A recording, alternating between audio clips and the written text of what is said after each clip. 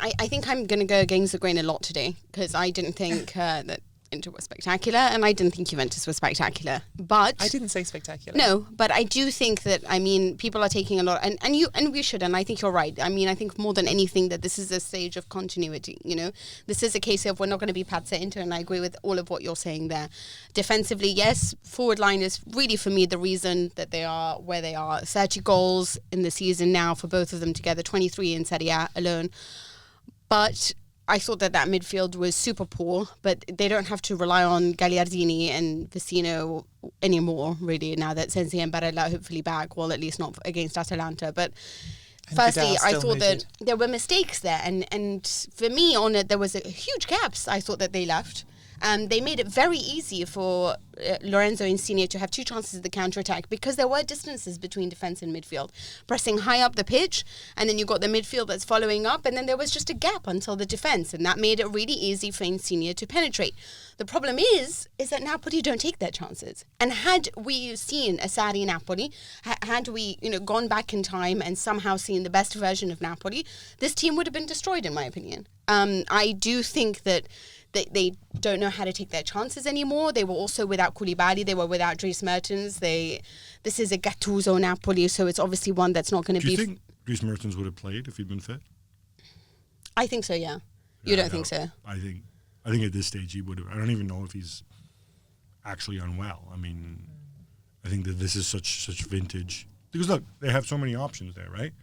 So But this is all just a game of mistakes. Talk about the people who are... It's not really a game where some side really showed its superiority. I think that Napoli dominated proceedings. I thought Inter played with a lot of intensity and played high up the pitch. They did, but the 3 goals were still mistakes. That's fine, but that's not what I'm talking about. I'm talking about how the period before Christmas, Inter had a situation where they were getting results, but the midfield was really, really struggling, and they were letting leads slip, and they couldn't keep it up for 90 minutes. Yeah. Here, they kept it up for 90 minutes. Leave the goals to one side. Remember about the actual performance. Yeah. Now, it's still Vecino and Gagliardini who were starting, so they're just impressive not that good. Considering that, yeah. But it shows you when you've got players who are fit, what they can do in this system and how important it is to have players who are fit and have energy for this system to work. I think that is, to me, that's the take-home. And how he manages that, how he manages players as they get in the red zone, how he manages keeping Barella fit and not getting him suspended and whatever, I think that's going to be critical. I also don't. Whilst I appreciate where you're coming through from the spaces, Mina, I didn't see Napoli creating real chances in that often in this game. They had the goal. They had Insigne hitting the bar from one of those Insigne moments that he can produce from outside the box. I think that he's actually playing immensely frustrating football at the moment. I don't enjoy watching him at the moment, which is a real fall because he's someone I used to love watching. I think that the best thing for Napoli that I could say is that to me it looked like Gattuso is trying to just bring them back to Sarri ball. That Callejon positioning on the goal, the angle ball over the top, it's pure Maurizio Sarri, and I think you can get something from that. I don't see it as a long-term solution. It's going back in time. Yeah, but this is why, if you want to be conspiratorial, you say that this is all part of the master plan. He saved himself money by getting rid of the previous manager. He gets this guy in. This guy, does some chest beating. That doesn't work. Now let's go back and try to get elements of Sarri ball and whatever. I will have an excuse to blow up the team and cash in on Allen and Koulibaly in the summer, and maybe now in January, maybe somebody will give me a little bit of money for Callejon and Mertens, and I'll get wages off my wage bill, and I'll retrench. I hate to think that this is the plan and this is how it's going to end, but it's certainly all the indicators are moving in that direction as far as Napoli are concerned, and I think it's a shame.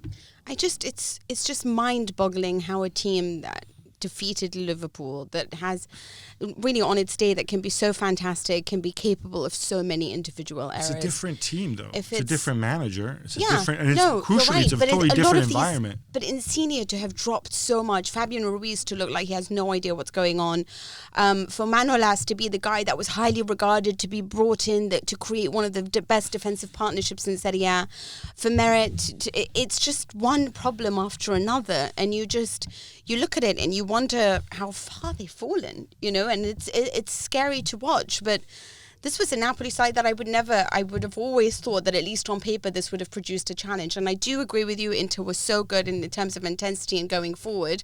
I still don't see their game, and you could see how prickly he got when Capello was making out that they were just a very good side and counter-attacking. And he's like, people say that, but we're pushing up. Can you tell us about this, please? Because I missed out on this, but it's always fun afterwards. When there's Capello, for those who don't know, Capello's a studio analyst, and they have 2 ways with a whole bunch of ex-pros and others. And sometimes they go and they really grill the managers. And we've seen Allegri throw a hissy fit in the past. One of my favorite ones was Zenga a few years ago. But what happened? So it was just Antonio Conte speaking afterwards, and he was saying, he talked about why he really wanted Lukaku, and he's like, yeah, all of you now say that Lukaku is great, but I've always wanted him. I always knew he was a diamond in the rough, a man that I could really make him shine, It's like, okay. I mean, to be fair to him, he's done tremendously well with Lukaku. He also spoke about, you guys say that we're just a counter-attacking team, but we actually press really high up. But yeah, it was just interesting to see how, Conte still feels like he has to always prove himself, and at this point it doesn't really matter how you get the points. You are doing an amazing job. I mean, maybe it's not always the quality of football that everyone in the world is going to love, but who cares? You're at the top of the table. Thanks so much for watching ESPN on YouTube, and for more sports highlights and analysis, be sure to download the ESPN app, and for premium content and live streaming, subscribe to ESPN Plus.